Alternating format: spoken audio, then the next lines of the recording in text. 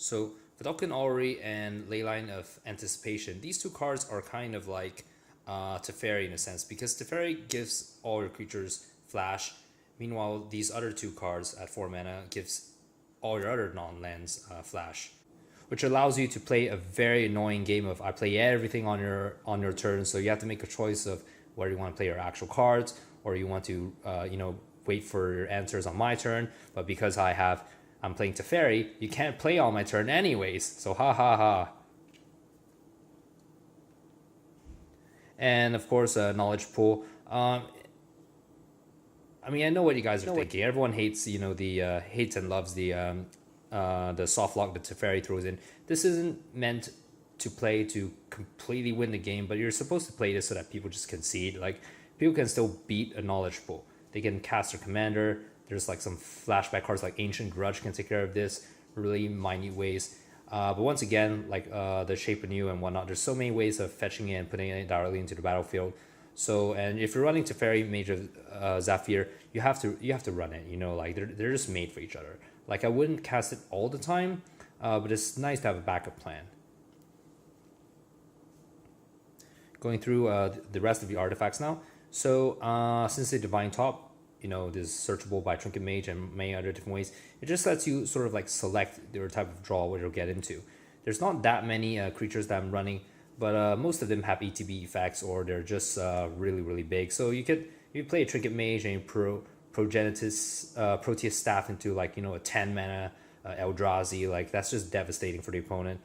I believe, yeah, I can only play this at sorcery speed, but still it gives a lot of value because it puts it on the bottom of the library. You get to replay it over as well.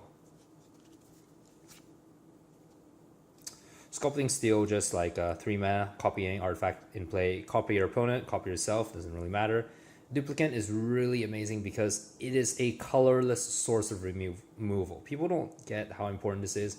I mean, if you're a Voltron player like me, then you would know. This type of card is the most annoying because there's so many things that are like pro artifact. Pro color, sometimes pro artifacts. But then if you're playing a Voltron deck, you're using artifacts to protect yourself anyways. So it's the second thing after a land like is cardless spells that can remove creatures. Very annoying. It exiles, which is really good, and you can copy him over and over again to really wreak havoc on the table. So you just remove everything they try to play. Phyrexian Metamorph is just the best clone out there in my opinion because it's at 4, but at the same time you get to copy anything that's in play. It has to be an artifact or creature, but that flexibility of playing Phyrexian Mana comes in very often. You're playing all islands, so Vidalcan Shackles gets rid of, takes control of anything they could possibly play. Very often you wouldn't play it and let it sit on the field, or maybe you would if you have a way of protecting it. Very often you wait till you have 5 mana, play at 3, directly hit it for 2, and then like just, create a lot of havoc from there. So the rest of these cards are kind of like an assortation of answers. So Rapid Hybridization, Pondify, and Reality Shift. So Reality Shift is maybe semi better, depending if you have to exile it or not to prevent recursion. But most of the time, like Pondify and Rapid Hybridization are good enough. Giving them a token really doesn't matter. You shouldn't be dying to like 3/3 tokens that you give your opponent anyways. It's kind of silly. You could, but it doesn't happen often. So Cyclonic Rift, you're playing blue, you play this. Bribery and Acquire. These two are amazing cards. Acquire just gives you like a free mana stone most of the time, or if they have some really, really overpowered artifact creatures, sometimes people run it. It's just like a bribery. Bribery lets you take any opponent, look at your opponent's library to get that information, so you know what they're playing. Sometimes you don't really play it to get a biggest creature. You play just to know what kind of deck your opponent is playing. To get that information is the most important. So getting a really big creature is just a bonus. Same thing with Acquire once again. You will always get mana rocks, and sometimes you get an equipment, but once again, it's the information. So being able to prepare ahead of what your opponent might do. Body Double is the only clone that can target, I believe, a graveyard or one of the more efficient ones. So you have to run this. it can target a creature card in any graveyard. So very often you can target your opponent's creatures too that also have like good ETBs and whatnot. Clever Impersonator, another clone that can copy anything, any non-land permanent. It's just flexible. That's why I'm running it. I won't say it's better or worse. I mean, it is at 4 mana. It could really be good or bad. Sometimes if there's nothing on the board, then it doesn't do anything. Arcavian Restoration. Because you're running a lot of artifacts, we're running a lot of artifacts. So being able to bring from graveyard back to battlefield directly instead of to hand is something I really, really like. It's the type of cards that get me excited because I don't like to play too many interactions. Like, okay, I do this and then this and then this. Like, we're not trying to overcomplicate things. We just want to put on as much pressure as like often as possible.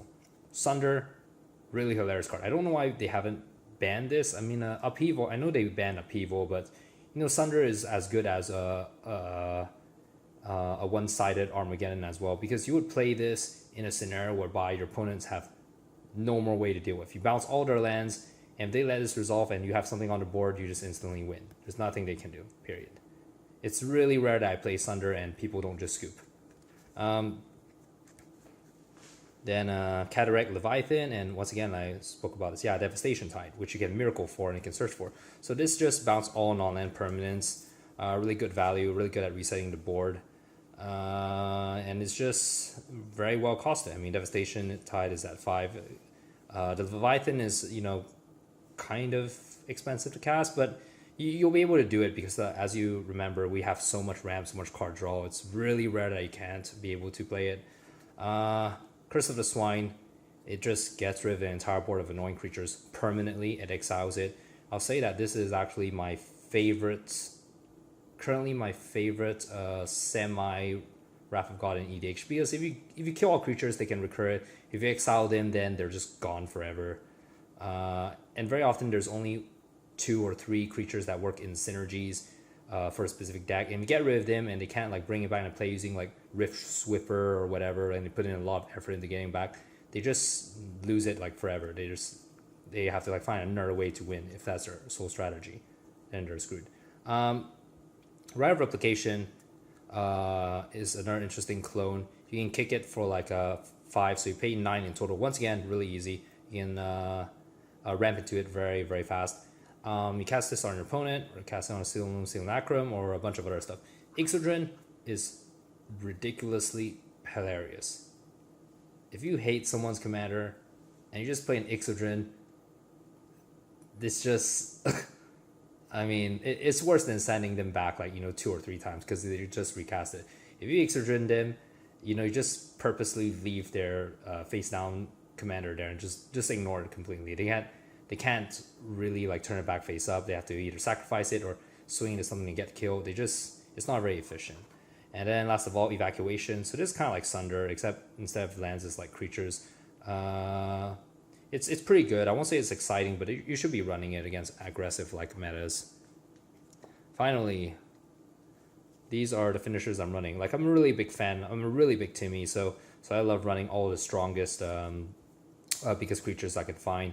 And the deck is geared in such a way that you should be able to, very rarely would you not be able to, cast things at 10 and above.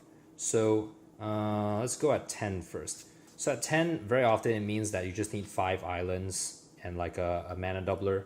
So Kozilek, very often you cast it, you draw 4. Most of the time, people are able to deal with Kozilek because he doesn't have Indestructible.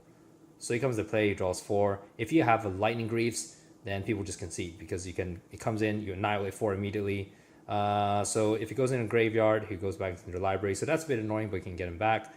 Ulamog is simply one of the best. You remove 2 things, and when you swing, you exile 20 cards in the library. And Mraku often costs like as less as possible.